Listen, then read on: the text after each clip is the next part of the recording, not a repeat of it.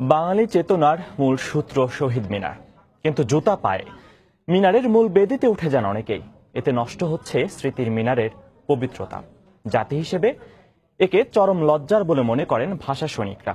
শহীদদের সম্মান এবং মিনারের পবিত্রতা রক্ষায় এখনই ব্যবস্থা নেওয়া উচিত বলে মনে করেন তারা। দর্শক, মঞ্জুর রহমানের ছবিতে দেখুন আমার করা একটি প্রতিবেদন। অনেকেই দেখি জুতা পরে আমরা মূল বেদিতে উঠে যাচ্ছি, এই ব্যাপারটাকে কিভাবে দেখবেন? শ্রদ্ধার জায়গাটি কোথায় রইলো আমাদের, মানে এগুলো তো পারিবারিক শিক্ষা। এই শিক্ষাগুলো তো আসলে বড় হয়ে শেখার কথা না। বলছিলেন অভিনেত্রী সাবেরি আলম। শহীদ বেদিতে জুতা পায়ে ওঠার প্রবণতায় পারিবারিক শিক্ষার অভাবকে দায়ী করলেন তিনি। অথচ তিনি নিজেই শহীদের রক্তে গড়া বেদি জুতা পায়ে মারিয়েছিলেন একটু আগেই। জানতে চাইলে বদলে গেল আগের উত্তর। এই বেদিতে স্যান্ডেল পরে উঠলে কিছু হবে না, ভাষাটাকে যদি শ্রদ্ধা করি তাহলে এগুলো গৌণ।